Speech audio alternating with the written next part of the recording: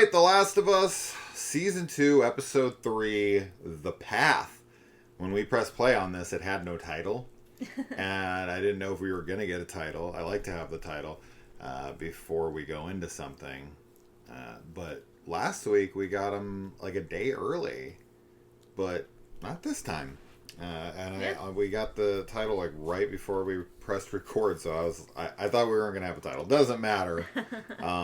But I was hoping it was gonna follow the path of the last two episodes that were named after very important songs to The Last of Us 2, with Future Days and Through the Valley. But this one, not as much. Unless this is some title of some song that I'm unaware of. I didn't think it was. Yeah. All right. So this is a bit of a decompression episode after the events of last week. I don't know what people will want of this episode or what they expected of this episode, but this is just kind of a more drawn out version of the game. So I mean, I'm good with it. I, of course, never want it to end. And so nothing is ever enough in a way. Yeah. Where I'm just like, no, you cannot end here. That's not enough. I kind of feel that way no matter what happens.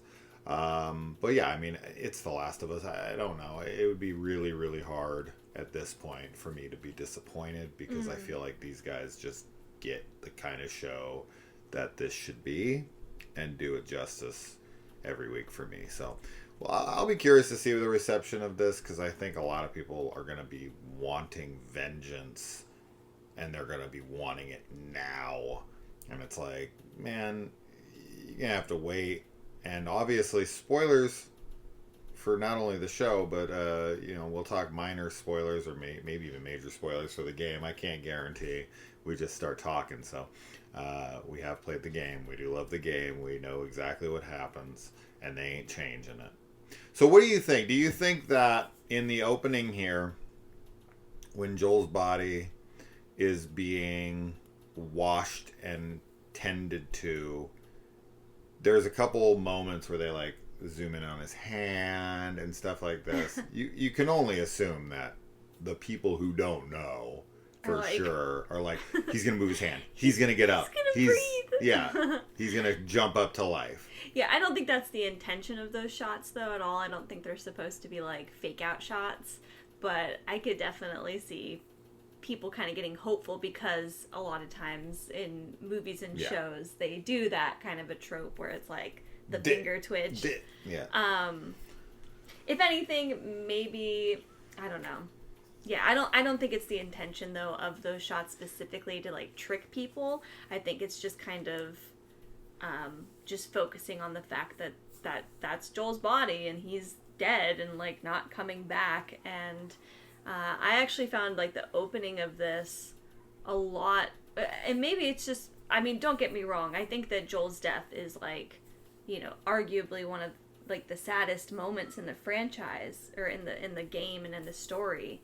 But for some reason, the opening of this episode, seeing like Ellie wake up in the hospital while still like seeing Joel being killed, and then Tommy's like moment with Joel's body, that stuff hit me really hard. I thought that was very emotional and very sad. And I think that they both did such a great job with their performances, the actors, for those scenes in particular. But yeah, it was really sad the way that he's like, washing his hand off and looking at the watch and just like the line that he says. Yeah. The "give Sarah my love." Yeah. Oh, so sad. Yeah, I mean, it's a bit of a, I don't know if we'll say peaceful moment for him, but maybe a silver lining in a way where it's like Joel's finally, if he believes in that sort of thing, that he's finally back with his daughter where he's always wanted to be. Yeah, it's kind of hopeful, but it's very bittersweet. So, because we're dealing with a television series and not a video game, where where video games are trying to cater to an audience that, you know, cutscenes can only be so long, and they're pissed off, and they're in control of the characters, right? Like, we're not in control of the characters when we watch a show, but we are when we're playing a video game to a degree. And you want to, like, get things going. It's like, all right, let's get out, let's get this bitch, let's kill her. I'm done. Like, just give me back control, and I'll walk this character to frickin' Jackson. Yeah. To Jackson, to Seattle, and let's get done with her. But with the TV show, obviously, they have way more time to kind of sit around and flesh things out a bit. In the game, we don't get a lot of time with Tommy and Ellie and Maria and Dina and all of them and Jackson. We get some, but not like this, right? It's very apparent that this is pretty shortly after in the game that Tommy takes off to Jackson. I keep saying Jackson. Yeah. To Seattle. It's okay. Yeah, I don't know why I keep saying that. But yeah, I mean, there's no vote. Right. There's no, 3-month time jump. The it's 3 months. very quick. Yeah. We don't know exactly the time frame, but it's days. It's Sure. very, very, very quickly. As to where with here, they take the time, which makes sense. They're rebuilding the city. Yes, yeah. Ellie needs to recover from her Right. injuries. Yeah. Tommy is not irresponsibly as a kid and a wife, and he's trying to do the right thing here, but ultimately, like Ellie, he's waiting for her to heal, and they want to send out a party, and that does not end up going down. Yeah. Yeah. I mean, it's expected, obviously. It's like, I think that the woman that stands up during the meeting that's like, I love Joel and he did a lot for us, but I lost my sister, and like we've all lost so many people, and like now you're asking to send like our best people away and leave us even more vulnerable. Like, that's definitely the reality of it, is like, Sure. Okay. And it's kind of ironic because this is very much this is kind of like, Ellie's version of the Joel dilemma, right? Where he's like, I'm gonna save her and sacrifice everybody else. And Ellie's kind of asking a similar thing, where she's like, even though she has this whole speech saying, it's not revenge, it's not just about Joel, blah, blah, blah. Do I think she believes some of that? Yes. But I also think that she's trying to word it in a way that will convince people to give her what she wants. I don't believe a word of it. And I think some of it's there. I think that there is a specific moment in this that is pointing towards her, when Gail's like, she's a liar. And he's like, well, there's a difference between, like somebody who lies and a liar. And she's like, yeah, with her, she's a liar. Yeah. Like, she's pointing out, like, I didn't believe a word of what she said in there, and I agree with her. This is all about revenge for her. I think that it is all about revenge, but I think that she does believe in a way that it's justice, too. Like, that's kind of what I mean. I think that in a sense, I think that she likes to think of it as justice. Now, but I do think that ultimately this is all about her wanting to kill Abby because of Joel and not because of anything else. Now, I do think that Seth, when he stands up and is like, they're going to come back, like, we need to take care of them and like show that we're strong. And I do believe that he obviously, like, that's his perspective on it and everything. But yeah, it's just like, of course, the council isn't going to vote to send a bunch of people away for who knows how long.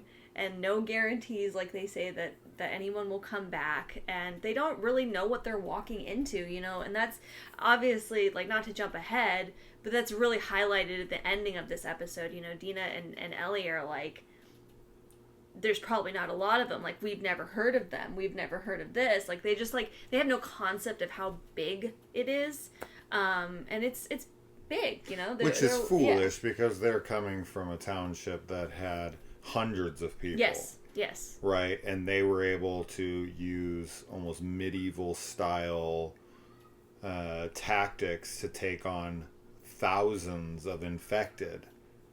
So what would make them think that other people don't have the same resources they do? I think they think because this is this small group of younger people, that this is probably a group that is depleted.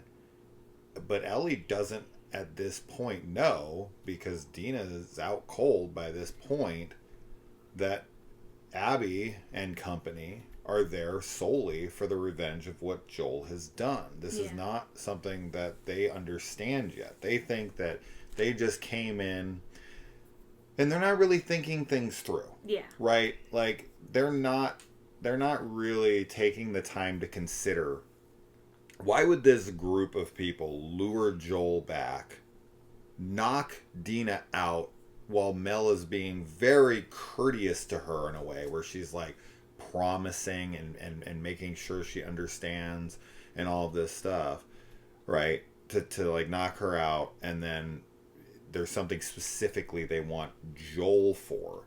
Yeah. I think they're just so blinded by their rage and their desire for revenge that they're not thinking that this is super personal. Yeah. Yeah, I think you're right. I don't think that they quite realize what they're getting into just yet. I really, and like with this opening too that we get with Ellie waking up and like having to talk to the therapist, I really love that scene. I like her inclusion in this episode. Like, you already mentioned the conversation she has with Tommy and how she's just like, I mean, she straight up tells him like some people can't be saved. Like, she's telling him, no, Ellie's been like this forever. I can tell. This isn't just Joel's influence on her. Like, she's on a bad path, and she has been.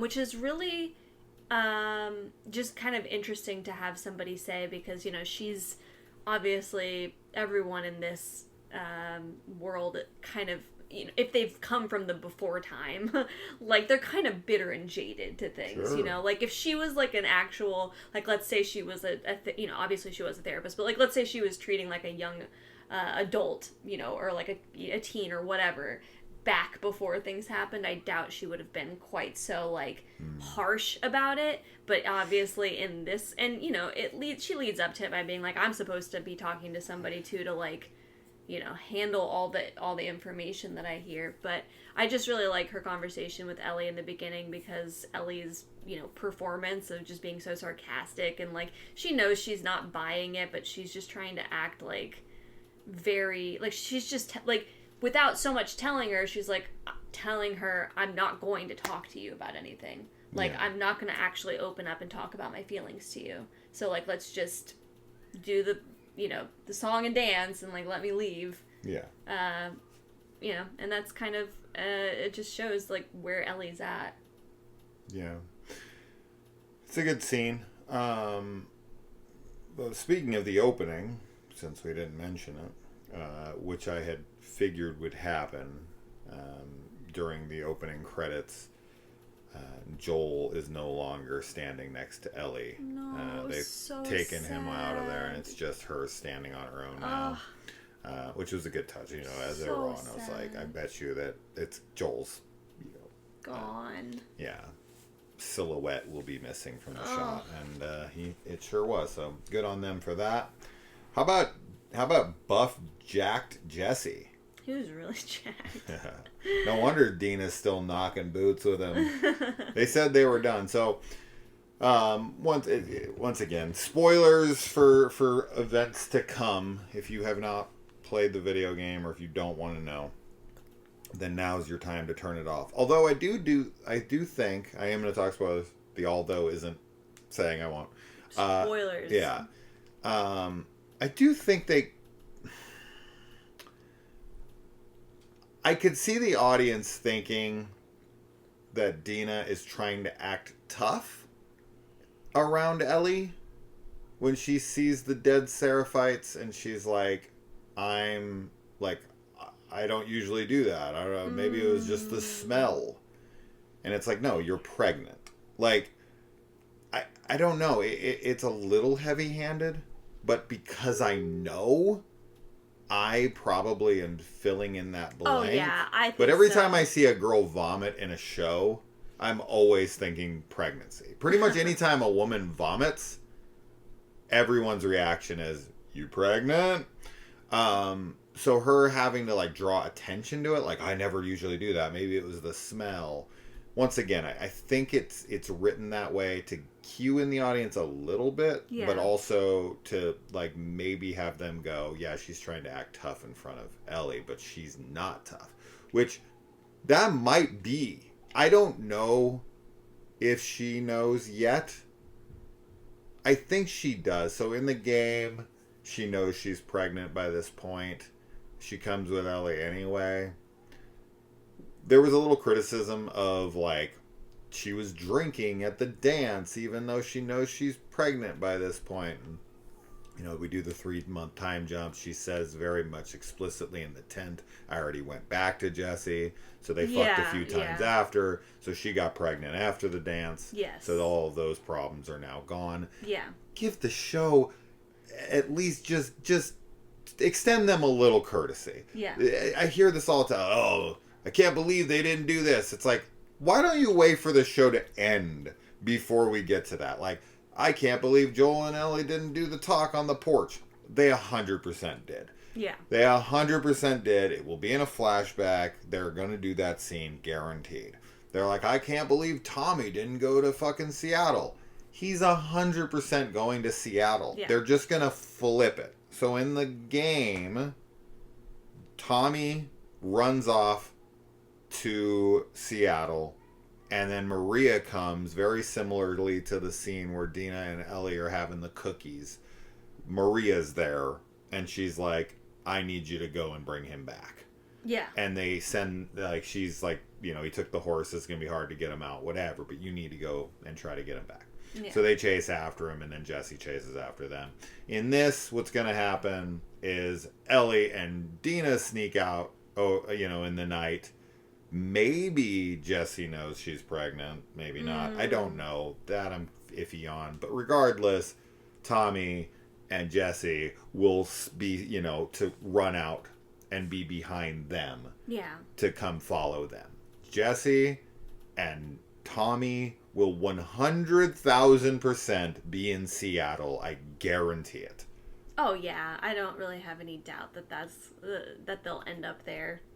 But I already watched something while we were getting ready for this, where the person's like, I can't believe they changed this. I can't believe they're not sending Tommy to Seattle. It's like, I don't know. It's just so short-sighted. It's like, I keep seeing this with episodes where like, they changed the game. It's like, give them an episode. Give them a courtesy. Yeah, I agree. Yeah, I think that it'll be good to wait until everything's finished, because they're doing some things a little out of order or like a little differently, but like we've kind of always said, all the main things from the games pretty much happen. Yeah.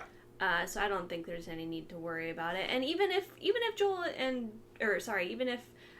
Tommy and Jesse don't go, I don't know. I mean, yeah, that'll be weird. Zero chance. I just don't see that happening. They're just such important characters and important to the story that's to come. So I think it'll happen. I actually prefer this way, because for us, it's Ellie is our focus, and she's the one who wants revenge. Tommy's character has been shifted. He's not only a father, but he's a leader of Jackson.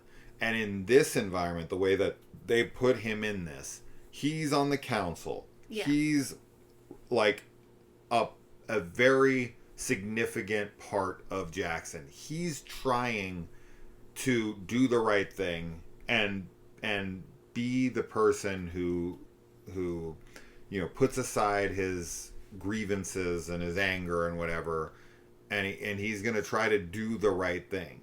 But Ellie is not that person. And nor has she been changed in any way in that, like that. Her character was remain the same. And Ellie's the first one out, right? Like she says in the game, as she says here, Joel would be halfway to Seattle by now, right?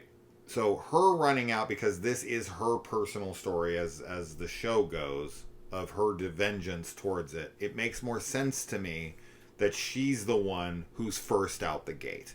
Right? That makes it even more personal. If she's just being sent after Tommy, that kind of like feels like she's she wants to go, but it's also like an extra little push of like, well, you got to go get Tommy too. Like he's the first one to go, and I just feel like Ellie being the kid who's irresponsible and running out, and Tommy being the wiser older man who's like trying his best to do the right thing, but then the kid does the wrong stupid thing, and so he has to run out after her to save her like Joel would want him to do. Yeah. That just makes more sense for me narratively. Yeah, I think you're right with that. I also just like that. I think having Dina and Ellie go together, like we're getting a lot more time with them. Like building up their relationship. I mean, we get a lot of time in the game with them too, I suppose, but this just feels like very organic the way things are kind of leading up to like the culmination of their relationship, and I really enjoy their chemistry and their dynamic together. I think that they on screen just they flow really well, and very much like complement each other. So yeah, I'm liking all the time that we're getting with them together. We get our first introduction here to the Seraphites. We get this really... It does somewhat remind me of the first episode when we meet that young kid who wanders into the town, and then they're like checking him, and then they're like, oh, we're just gonna... give you some medicine and give you some toys, and then the next scene is Joel burning his body. Yeah.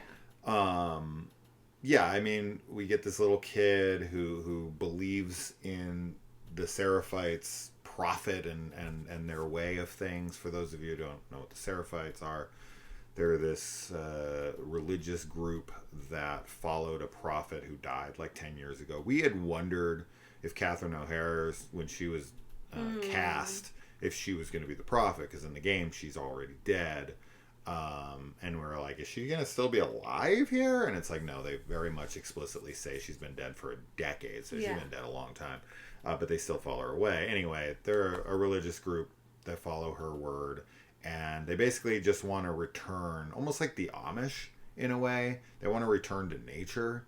They don't use like electricity. They don't use like guns. They use bow and arrows. They're very like primitive, and they cut their faces, the Glasgow smile, and that's part of their religious beliefs. Anyway, we're gonna meet two very important Seraphites later, Lev and Yara. I don't know if we're gonna get them this season. Maybe. I hope so, but I feel like we get casting on Lev because he's such a big character. Sorry, and Yara, she is also a big character. I feel like they would have both been announced, but it's not 100%. Maybe they'll show up. But anyway, they get ambushed, and we end up finding their bodies later, and boom, man, just yet again. I mean, this is the fourth kid now in this show that has been brutally fucking killed. Yeah. Right? We get Sarah in episode 1. We get with the kid with the bite, with the infected. He gets shot in the neck and then burned. And then in episode 3, long time, you get that like baby on the back of the transport, and then Joel and Ellie come across their body in the ditch, and we see like her it's like her blanket or whatever she was wrapped up in, and like her little, and then we got this kid whose body looks like an actual dead child. Well, it's definitely just like the actors there, like, but they did a great job with the makeup and everything. It's pretty harrowing. Do you think that we, the audience that has never played the game, are we supposed to believe or be made to believe, as Ellie and Dina are, that Abby and company just viciously murdered these people and the children? Or do we think it's that army of like wolves, or they're just all evil, right? Like wolves are evil, and Abby and them are. I think if you hadn't played the game, I mean, you're definitely gonna be like, "What's up with these wolves? They're just killing so many people." But you know, the Seraphites, like when you see them and you see the scars and stuff, like you're also kind of like, "What's going on with these guys?" Like, you know, something's not quite right here either. But then when they're hiding and they're like, it's wolves, you know that's like who's killing them. But you know, obviously, you don't know at this point like what their beef is exactly. Yeah. And you know, they're setting it up with like these are, you know, kind of children, elderly people. Like they seemingly are just this like traveling group that's like not very threatening. So why would the wolves like kill them like this? They almost look like monks. Yeah, exactly.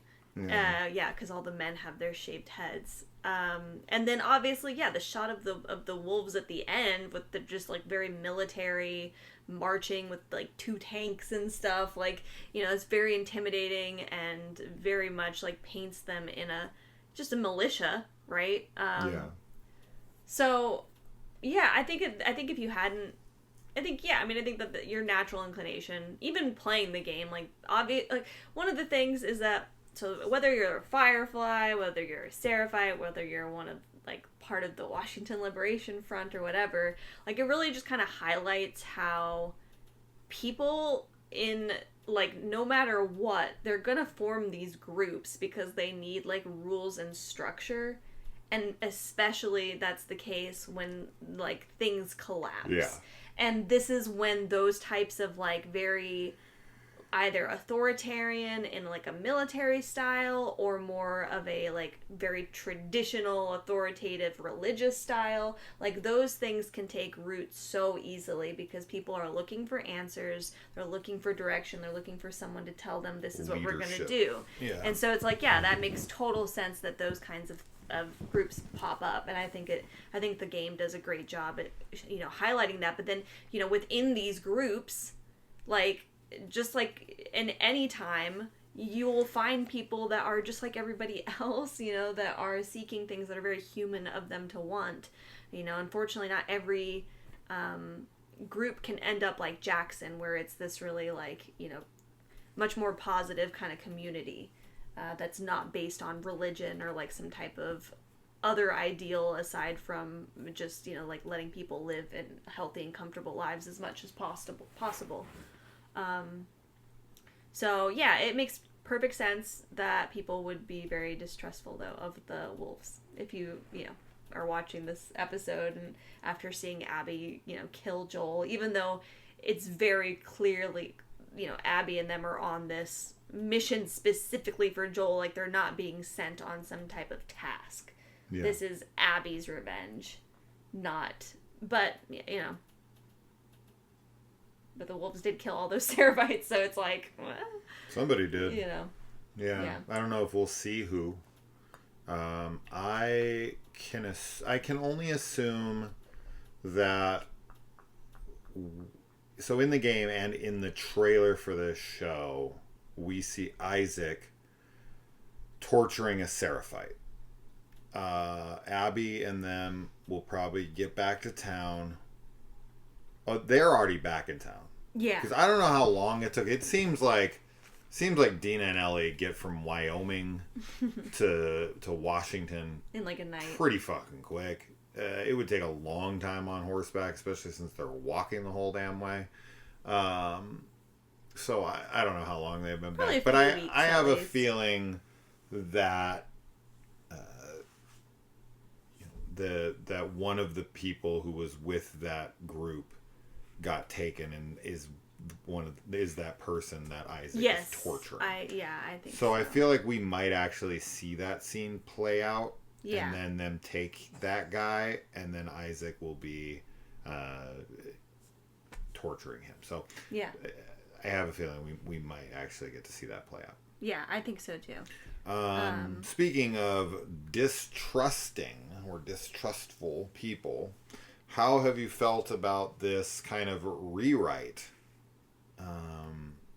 of Seth as a character, right? Like in the game, we got Seth coming at them on the dance floor, calling them dykes. You know, Joel comes in, pushes him to the ground. Then he kind of is forced into making amends by Maria. And Ellie, of course, doesn't accept the apology. But then, boom, here we not only have Seth standing up for what Ellie ultimately wants during the vote in the little town hall meeting, but also he's the one that helps Dina get Shimmer and the supplies and ultimately gets them out the gate. And Ellie even shakes his hand. She doesn't say thank you or anything, but she doesn't reject his handshake. So there is a little movement on her part for forgiveness. And there is a good amount of talk here, right? Like, there's a guy who stands up, and an actor that I'm pretty familiar with, actually. I've seen him in a ton of shit. But he stands up and is like, this one's pretty easy for me. I'm not even a Christian, but I think that we should learn to forgive and forget and move on, which probably is the right lesson here. I know a lot of people, of course, want the vengeance, and I can't say that. I wouldn't be the first person in Seattle. But he is probably the wiser of them. But then again, you know, I can't only imagine that he didn't lose anybody. It feels like everybody there lost somebody, and that's something that I think Ellie's not listening to. Yeah. And no one's hearing, is that girl who does stand up first and says, my sister died. Yeah. Like, you don't think that her sister meant as much to her as Joel means to you? You know, now her sister was killed by the infected. Yeah. Right? Yeah, everybody else that has lost somebody in Jackson from this event lost it from infected, whereas Ellie's the only one who had other humans kill Joel. One thing they didn't touch on here, which I would have thought might have swayed public opinion and maybe would have set them on the path to vote in a different way, is if someone would have suggested that the Abbey troop is the ones who ultimately led the horde to them. Yeah, like I was saying all last video did. I was like, Abby's the reason. I don't know if there's any evidence to support that from their I don't think there is. Perspective. I don't think there is. But somebody could have been like, what if it was part of a plan or something, maybe. Right, to distract us while they came in here and took one of ours. Yeah, I like Seth's role in this episode and everything that he does. I think that speaks a lot more for his regret for how he acted, and like that he actually feels bad for like what he said and everything. I think the fact that I don't think that's the only reason that he's doing that. I do 100% believe when he's like standing up at the meeting, like those are his beliefs, and like he would have felt that way no matter what, kind of a thing. And then, but him going and helping Dina and Ellie, I think that is kind of his way of being like, I'm like, just kind of further apology and trying to just maybe make up in a way. I don't know if I agree 100% or not. I'm not saying that he isn't the kind of guy that would say that, but he does look over at Ellie, and I feel like he feels like he owes her something. And he's pissed, so he stands up as to where... Okay, so I'll meet you halfway. I think maybe he does agree, but I don't think he would have stood up and said anything. But he's speaking on Ellie's behalf. Maybe, yeah. In that moment. I like his reaction to everything, even though I don't agree with what he's saying. Like, if I was in that situation... I don't think that the right idea is to send people out there or anything. I don't think that they have any reason to go.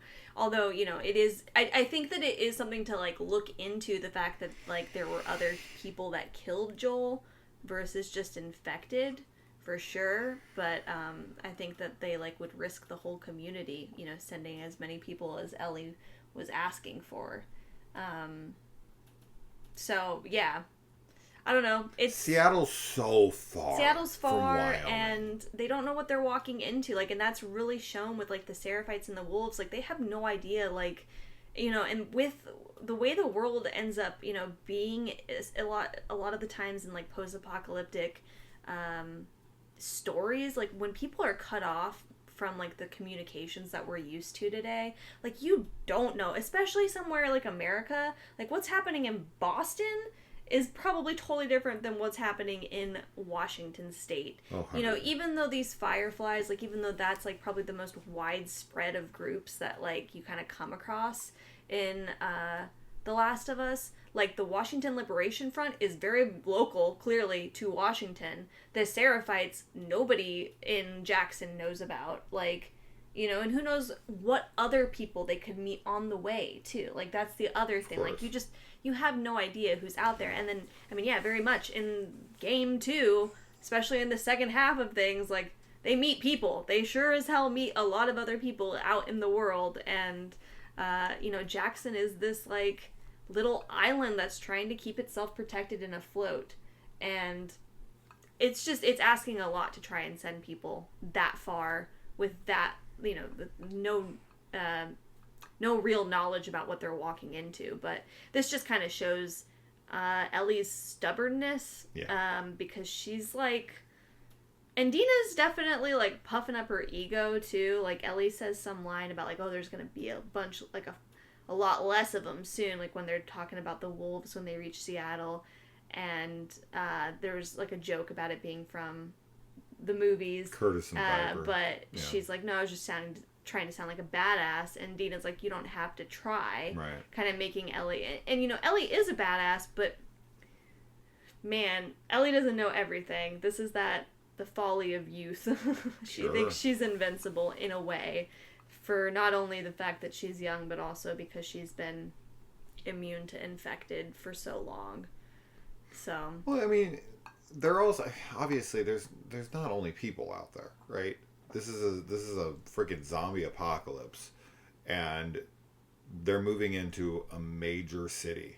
Yes. That they're unfamiliar with, right? They don't know if it's cleared out or what. There could be hordes. They literally just saw hordes attack their town, and they could have a horde in Seattle that's 5 times bigger than that for all they fucking know. They have no idea what to expect going in there. Yeah, and Ellie has already seen that there's different behavior in the infected now, too. And so they don't know if that's a localized thing or if it's everywhere. And, you know, I think we kind of talked about this maybe in the first video for the first episode. Yeah. But the infected in The Last of Us, like, it's not the same as the zombies in The Walking Dead or something, where they kind of just sort of, I feel like they don't pose as much of a threat a lot of the time. No. But in The Last of Us, like, that threat is very much there. Like, I don't know. You got so many variables, or so many variants. Sorry. Yes. You've got shamblers, you've got clickers, you've got stalkers, you've got bloaters, you've got, you know, you got this whole freaking wide array of different enemies, and they're familiar with these things, but they do change with the climate, and because we saw in the trailer that they're going to be bringing spores back, I think that they're going to be a variant of the infection that is in like more moist climates by the ocean. I think that they're going to see like spores. Now, spores could just be something that's an evolutionary progression of the infected that's going to happen everywhere. I do wonder if it's going to, because we did introduce that element with the stalker, and Ellie being like, it's, you know, it's smart, it's different, it, you know, did this whole you know, this whole plan of attack. But I think in Seattle they're going to run into something new, and this is how they're going to introduce spores into the game, because we did see them in the trailer, and I think they're going to be here, and I think they'll probably overhear some dialogue or something, where they're going to see people wearing these gas masks, and it's going to kind of cue them in on the fact that they can't breathe these things in. And that will be, of course, that'll be a new element for Ellie to wonder, like, am I immune to this? Right. In the game, she already knows she's immune to it because she's already lived in the world with spores around all the time. But if there's this new element where if you breathe it into your lungs, it can change you. And it's like, shit, I hope I'm immune to this thing. Yeah, I think that there's probably going to be some, like, anxiety around it, and she's going to maybe worry. And there'll be some scene where, like, her gas mask is broken or whatever. Well, that's in the game. Yeah, but, I mean, like, with her and Dina, and, yeah, exactly. Like, that's what's going to happen. That she's going to be, like, afraid, but then be fine. And that will lead her to being like, I'm immune. Well, yeah, I mean, if we follow the game, yeah, right, Ellie's gas mask breaks, and Dina is going to try to share hers with her, and she's like, no, and she takes it off, and it's like, I'm fine, I'm immune, whatever, and that's how Dina ultimately finds out that she's immune. Yeah. They'll probably retain that here, because we do see in the trailer that they're down in the subways, and this is where that happens. So I have, and in that trailer, neither of them are wearing gas masks, so I don't think there's going to be spores underground like that. I can't remember who does see I think it might be Ellie. I can't remember, but there's like that puff of spores that comes out of the infected's mouth when someone goes up next to it. But yeah, I have no doubt that will be happening soon. Yeah. And yeah, Ellie is wearing her signature outfit and her hair tied up. Her hair is longer than Ellie's is in the game, but the outfit and the hair is the same. Great. Joel's little death box with his watch and his gun and like a piece of cloth, like some kind of jean jack. I don't know what the hell that thing is, but that's straight from the game. Red shoebox, like the whole thing.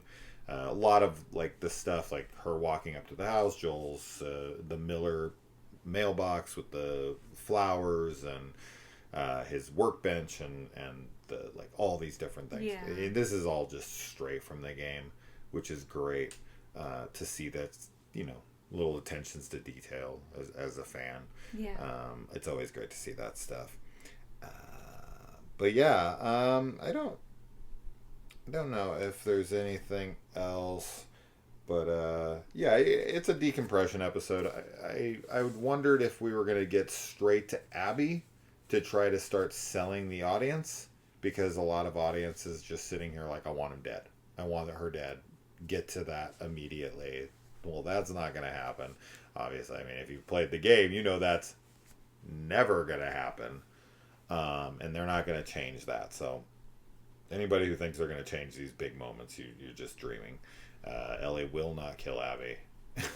No. That's not going to happen. So anyway, it doesn't matter.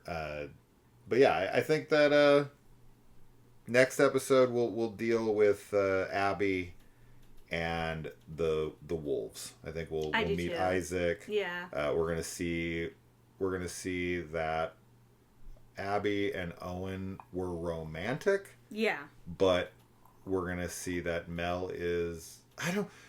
Will Mel be revealed to be pregnant to us here? I can't remember if Mel is. Yeah, she must be, because when Ellie kills her, yeah, we know by that point. Yeah, we know 100%. We know. It's been a while. I need to play the game again. It's been a couple years. I think it's been like 3 years since I've played it. So it's been a long time. We got the remaster. I bought that and I have yet to play it. So it's a good time. If you guys want me to live stream it, let me know. Although I feel like if I'm going to live stream that, I should probably live stream the first one first and move into the second game, because I haven't played that on the channel. But if anyone wants that, we can do that. Yeah. But other than that, yeah, it's a slow, somber episode of grieving, and just kind of set up for things to come. Yes, definitely. It feels like a setup for sure. But it's still a great episode. It's still wonderful. I loved everything in it. I wonder how people will feel about that, because it's just such a different episode than last. Yeah. And it seems like people only like episodes where a big character dies or like some big moment happens. And after this huge thing, I feel like people are going to want this to get going and moving. And I could also see people being like, Ellie's in too good of a mood throughout a lot of this. And it's like, it's been 3 months. I mean, she's had a lot of time to process. She's joking a bit and she's laughing. She's not like just stern and dead throughout the whole thing. Yeah. I don't know. I thought that there was some good, especially like everything with the therapist is all just fake, and like you very clearly see her smile drop. And I think all the moments we get with her in the house before Dina shows up, like she's just kind of hiding her grief from everyone. And Dina is that like distraction for her too. Like they have a connection, and they also share, that they're going to kill Abby before Joel. So it's like she has a focus right now. And she's like working towards a goal. Yeah. So, but I mean, we'll see. I don't know what people will think. Maybe you're right. Maybe people will be like, she's got a bad reaction to this or something. I don't know. I guess we'll find out. There's a good kind of juxtaposition here. We don't get to see it, but we can remember it.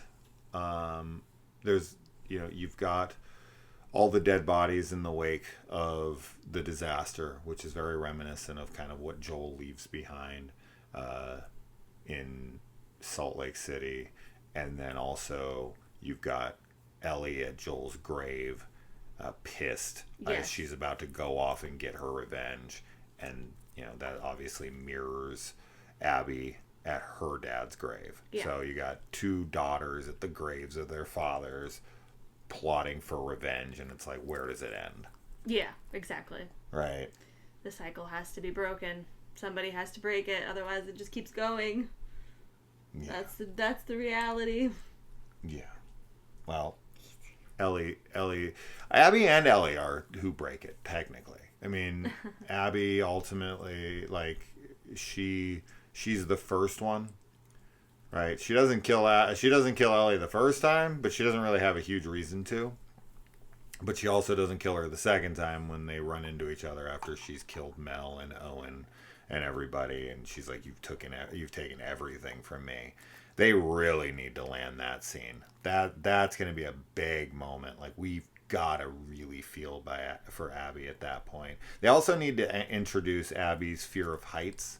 I really hope that we get that, because that's actually one of my favorite moments in the game. Yeah. Is when you're trying to walk through those skyscrapers. Yeah. And your, like, vision is all messed up. We should have saw more clouds and the hiding of, like, the higher bits, because I want them to get up into the clouds again. Yeah. Where the Seraphites travel. Yeah. That shit was pretty cool, so I'm hoping to see all that stuff. But yeah, Seattle looks game accurate. Oh yeah, it looks amazing. We didn't get to see the Ferris wheel that Owen jumps off of. God, I do hope we get some great flashback scenes with Abby and Owen and all of that, and Abby and her father, and like, I want more Abby. I want a lot of Abby. I want to see the zebra scene. Yeah, I definitely want to see that. I want to see the Ferris wheel scene, and I want to see the sex scene between Abby and Owen. Like, there's a lot of really, really powerful moments that are insanely important for her, and I gots to see those things. Yeah. So you really got to build her character up if you're going to sell her to the audience later on. Yeah. So anyway, anything more? No, I think that's everything. Okay. So, all right, guys. Well, until next week, it sucks. It's always like not enough. I want to freaking watch the next episode right now. I know. But it is what it is. Andor on Tuesday. That's only 2 days. That's gonna keep me. Keep you going. Keep me distracted. 3 episodes drop on Tuesday. So if you're not watching that show, you should be watching that show as well. Yes.